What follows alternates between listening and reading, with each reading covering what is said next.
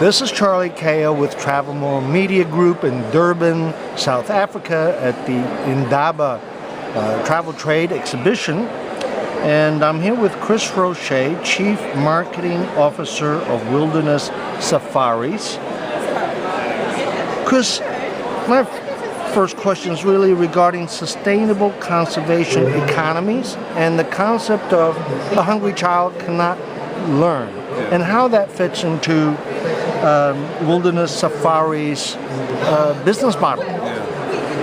I think, it does sound a little bit obscure, sustainable conservation economies, and you're talking to ostensibly a tourism business. At the end of the day, we're a conservation business that uses tourism as a mechanism to effect conservation change.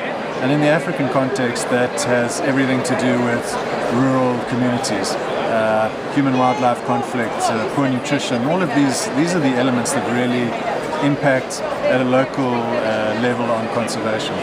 So what we try to achieve through our tourism business is to create an economic engine in a rural, remote area, and out of the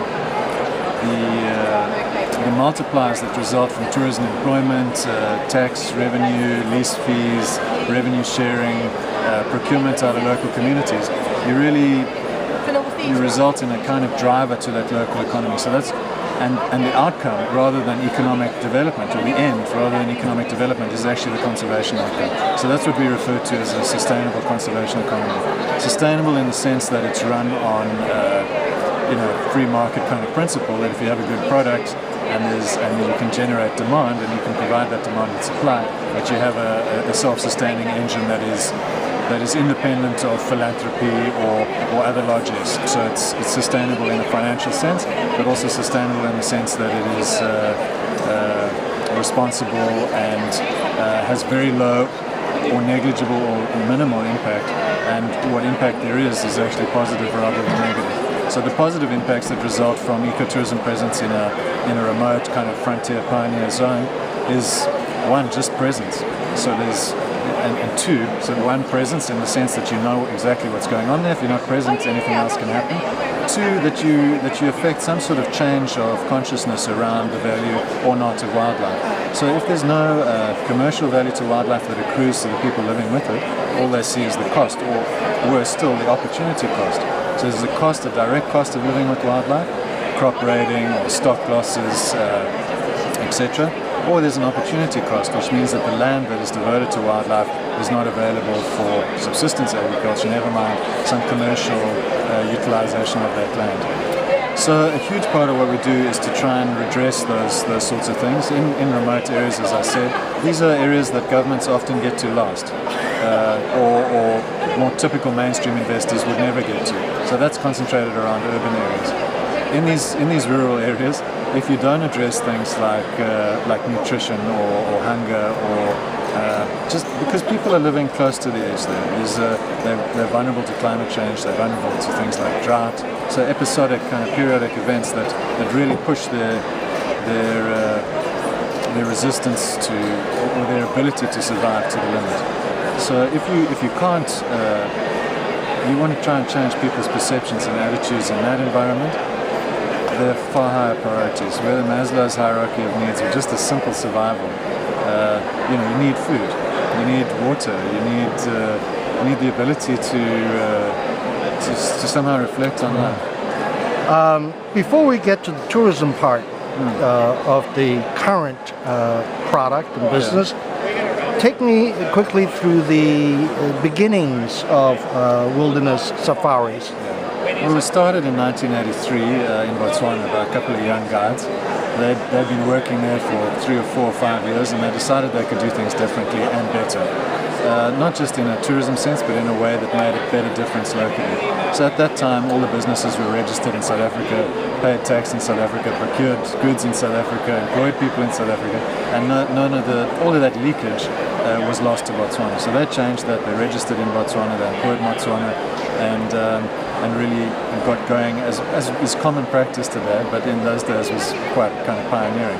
So they started out running guided safaris, just with a vehicle. They had one vehicle, Mokoros, which is a dugout canoe, and they went exploring into the Okavango, into the Chobe, Savuti and Khari, the Central Kalahari, and they ran interesting safaris with a great passion for guiding and exploring wild places at that time. Bringing that to today, which countries are you serving? Yeah, so roughly about 1985, they moved out of mobile safaris and started building rustic tented camps. And so that was in Botswana. From the early 90s, they branched into South Africa, Namibia. Mid-90s, they moved into Zimbabwe. Late 90s into Zambia. More recently, we've developed lodges in the Republic of Congo, that's Congo Brazzaville. Seychelles, we started in about the early 2000s.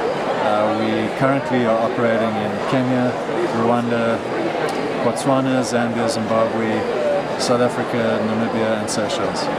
Operating meaning you probably lodges. have lodges, Yeah. you have your own vehicles, Yeah. you have your own guides. Yeah, it's a vertically integrated business. So it's essentially a lodge business, but in order to effect like a seamless service to our clients, our guests, we own vehicles and planes. So 42 aircraft, light aircraft, is the kind of holding for the group, and we use those to fly into these remote destinations. If we weren't providing that service, we'd be vulnerable to lack of delivery by someone else. Right. You couldn't get them there. Yeah. And how many people are directly employed, and how many people are indirectly Impacted. Direct employment is somewhere around 2,600. Of that, around let's call it 1,800 are employed in the camps. The other staff are in offices servicing those camps, so it's procurement and logistics and marketing, sales, and all of those sorts of things. Of the people in the camps, about 85, no more than that, about 90% are from those local communities, and 70% of those people were in fact never employed before they were employed by us. So they had no skills, and we started by training them and then employing them. So the impact of that, the average multiplier beyond that is about 7 people. 7 dependents per 1 employee. So the total reach of the business is more of the order of 15,000. Interesting conservation success stories as a result of the sustainable conservation economies? Yeah, absolutely. Probably the most well-known is a nearly 20-year project we've been running in Botswana, where we've restored black and white rhino to the wild in that country.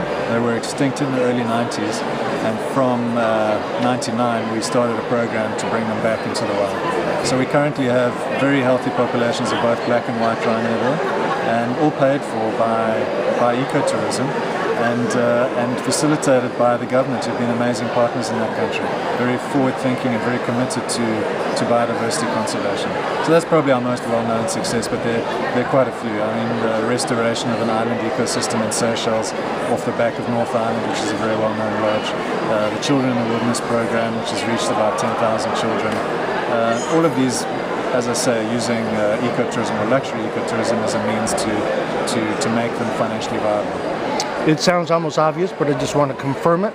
Besides the wilderness experience through and staying at these lodges, which are probably mid to upscale, that the cultural heritage, music, cuisine, and all are of the local people are part of it. Absolutely. So, So our sustainability philosophy is modeled on the 4 C's. So commerce, you've got to have a commercial underpin to make it all viable.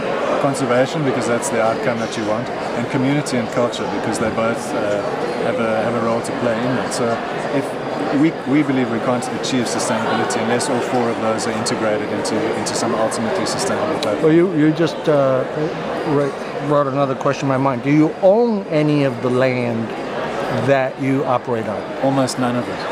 Almost none of it. I haven't done the figures for a while, but about 60% is state-owned land that we lease, and we win in open tender processes, usually for a 15-year kind of lease period. And then about, call it 35% is community-owned land, and that often is, well, it's done in multiple ways.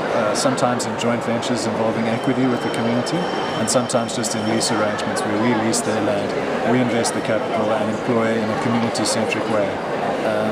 Damaraland Camp in Namibia is a really good example of that, where we really achieved some amazing successes and have used that to build a model that's been kind of replicated in other countries. And for our viewers who are interested to learn about your product line, the safaris and things, what's your website address? It's wilderness-safaris.com, or just Google Wilderness Safaris, Africa Wilderness Safaris. I'm sure they'll be able to find it. Thanks so much, Chris Roche, Chief Marketing Officer of Wilderness Safaris. Thanks very much, John. Cheers. Cheers.